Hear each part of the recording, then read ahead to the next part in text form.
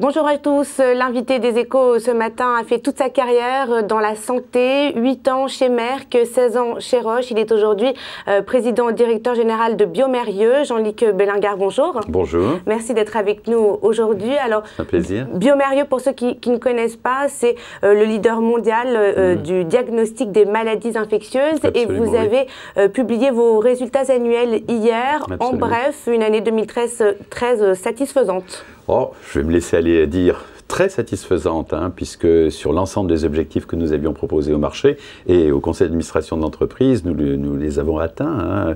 Notre taux de croissance de chiffre d'affaires a été de 4,6%. Nous avons donné une guidance entre 3 et 5%. Donc nous sommes dans le haut de la fourchette de guidance en termes d'évolution du chiffre d'affaires.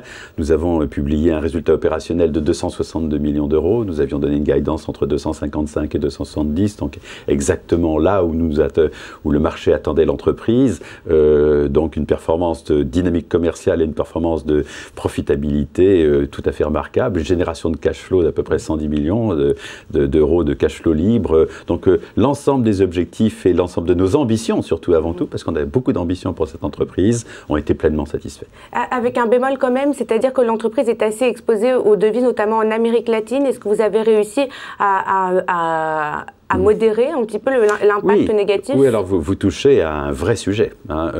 En effet, comme vous le savez, à l'heure actuelle, les monnaies des pays dits émergents, encore que pas seulement les pays émergents, sont en perte de valeur en regard de l'euro, qui lui-même est très fort. Nous réalisons plus de 30% de notre chiffre d'affaires dans les pays émergents. L'internationalisation de l'entreprise a été un des grands succès de cette entreprise ces dernières années, de Biomérieux ces dernières années, et cette internationalisation s'exprime sur l'ensemble des marchés du monde. Nous ne faisons plus que 10% de notre chiffre d'affaires en France, qui restent nos racines, bien évidemment. Et pour beaucoup de ces pays, en Argentine, au Brésil, en Chine, en Turquie et partout ailleurs, il y a une dégradation des ratios monétaires vis-à-vis de l'euro. Et cette dégradation nous a coûté 50 millions d'euros de chiffre d'affaires en 2013. Donc c'est très lourd, très très lourd. Et c'est un environnement extrêmement instable qui impactera 2014 et les années à venir, personne n'en sait. Dans les pays développés également, vous devez faire face à la concentration de vos clients, c'est-à-dire les grands laboratoires d'analyse. Est-ce que cela impacte les prix à la baisse pour vous? Bien évidemment. Alors c'est comme toujours, ces évolutions sont la meilleure et la pire des choses. La meilleure des choses parce que ces évolutions naturelles de marché vont dans un sens très qualitatif, même si on peut en débattre, mais dans le même temps, effectivement, au plan économique, nous sommes confrontés avec des acheteurs qui ont une surface supérieure et qui donc ont pouvoir de négociation supérieure et qui, par voie de conséquence, mettent une pression sur les prix. Alors, chez Biomérieux, nous avons une politique de très grande rigueur de gestion, tant au niveau des dépenses opérationnelles qu'au niveau du déploiement sur le marché, et nous avons une politique de prix qui est très vigilante. Et en règle générale, quand nous faisons des concessions sur les prix, nous les échangeons contre des contrats au long cours ou d'autres dimensions de collaboration. Donc oui, il y a une pression sur les prix dans notre secteur. Alors, Biomérieux vend à la fois des machines donc pour les diagnostics et puis des réactifs, ces réactifs qui représentent 80% du chiffre d'affaires. Et vous développez également une activité de service. Comment ça se passe? Vous savez, la relation client, tout le monde en parle, mais il faut surtout avant tout la vivre. Et je crois que c'est ce que nous faisons, c'est-à-dire que nous avons nos propres produits, les équipements de laboratoire qui procèdent aux analyses de diagnostic pour une meilleure prescription médicale face aux situations pathologiques. Donc nous vendons des robots de laboratoire et nous vendons des réactifs de laboratoire. C'est le modèle razor blade. On vend la machine et puis la consommation de la machine se fait avec nos réactifs. C'est notre modèle économique. Mais dans le même temps, ces clients, il faut les accompagner dans l'utilisation de nos produits. C'est la notion d'expérience. Tout consommateur achète un produit mais vit une expérience avec ce même produit. Et donc le service que nous proposons à notre clientèle, c'est celui de la meilleure utilisation de nos produits pour une meilleure efficacité de leur propre fonctionnement. Et nous avons développé toute une offre de services, notamment des audits d'optimisation de leur logique de fonctionnement interne, qui commence à peser d'une manière réelle et sérieuse dans notre chiffre d'affaires et qui, en tout état de cause, est en croissance à 2 chiffres. Vous avez également élargi votre palette de savoir-faire, c'est-à-dire que vous êtes passé de la médecine traditionnelle à l'industrie. Un quart de votre activité désormais est destinée à l'industrie.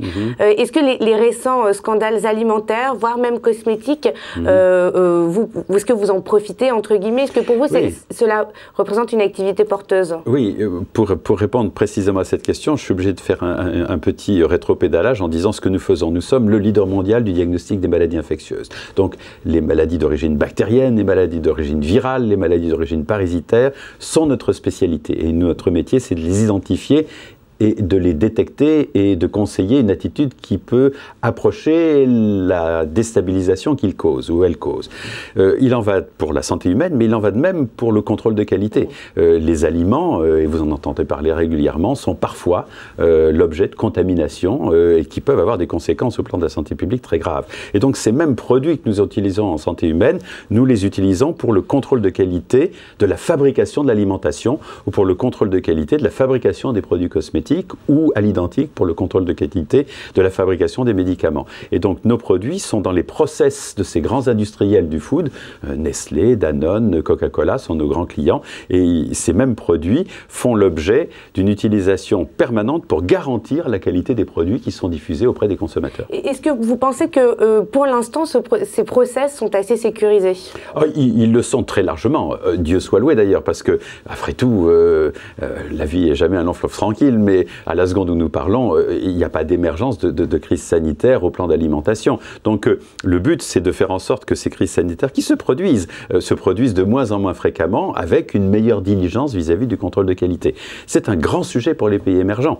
En Chine, notre activité sur le contrôle de qualité de l'agroalimentaire explose littéralement et est en croissance à 2 chiffres. C'est aujourd'hui, vous y avez fait allusion, 21% de notre chiffre d'affaires, en croissance très élevée. L'an dernier, 6,8, pratiquement 7%.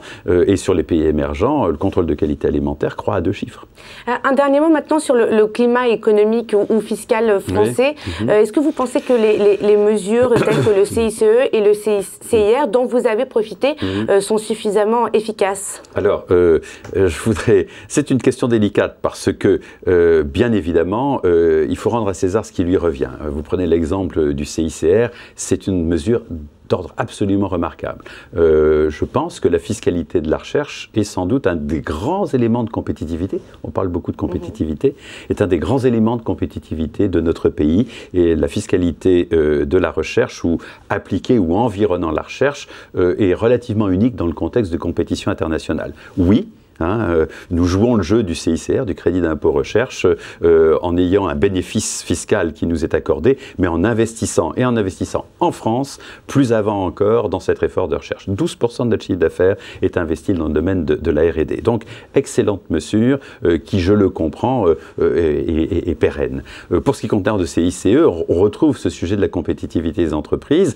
Moi, je suis enchanté, ravi d'entendre parler des entreprises au premier rang des préoccupations du gouvernement et de leur compétitivité au premier rang des préoccupations du gouvernement. Et oui, d'une manière plus marginale, nous travaillons dans le contexte du CICE favorablement. Merci beaucoup Jean-Luc Belinga. Merci. À bientôt. Très bonne journée.